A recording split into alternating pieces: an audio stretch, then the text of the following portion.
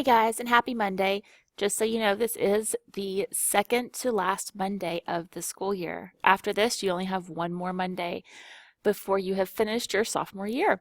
So for today, I wanted to kind of give you some instructions, some updates over the work that you'll be doing today in class. First of all, you have your instruction sheet that you picked up from the front. This will go through step by step kind of what you're going to complete today in class for your work and kind of your calendar and everything to help you with your research.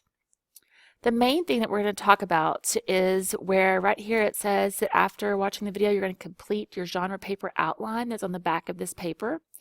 You also will be turning this paper in today during class or at the end of class. So you may want to make a copy of it, write it down on notebook paper, or take a picture of it with your phone or something for you so you have a copy of it for tomorrow. With this outline page, I want us to look at this. You are going to kind of create a very rough, open kind of outline piece here to help you work through your multi-genre piece. First of all, you're going to put your working thesis back into the document, the lines that you have, the one that you created the other day. Here's a nice spot that if you want to fine tune it a little bit, you can definitely do that here.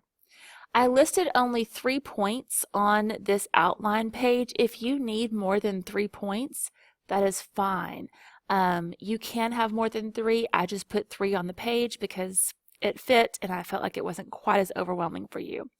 Now the main points are going to be the 3 things or more that you have selected that will help support you in your working thesis.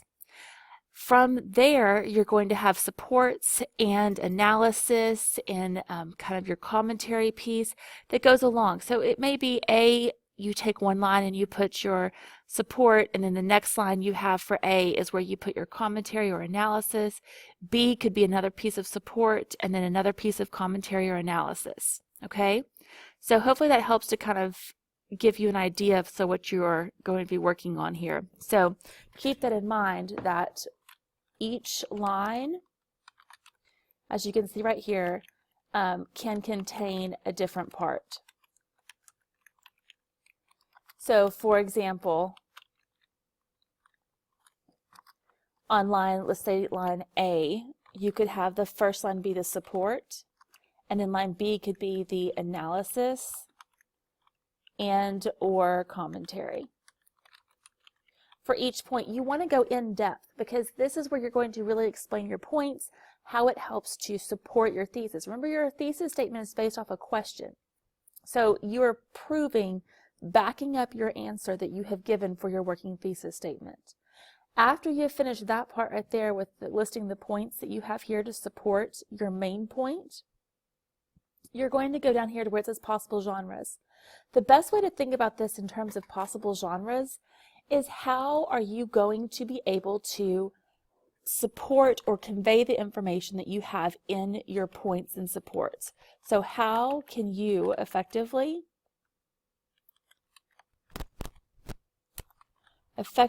convey your message that you have in your points.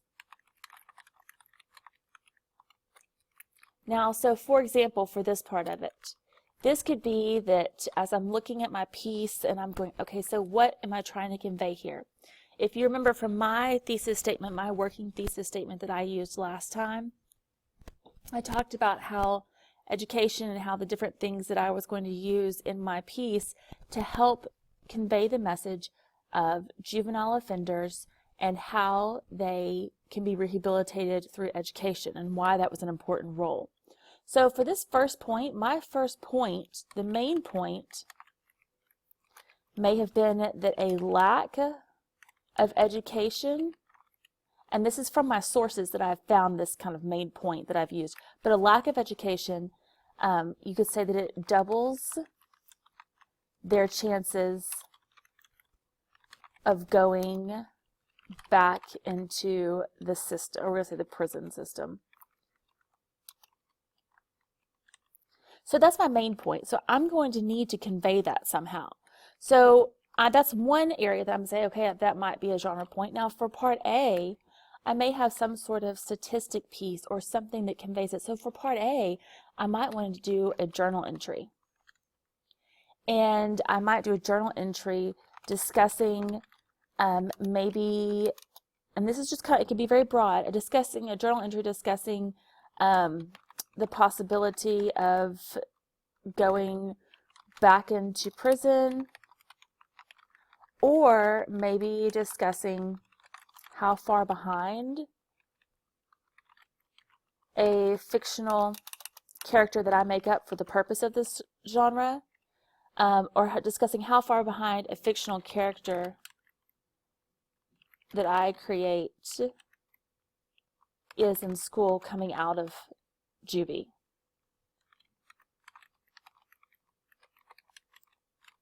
So those are kind of some options that I could have here.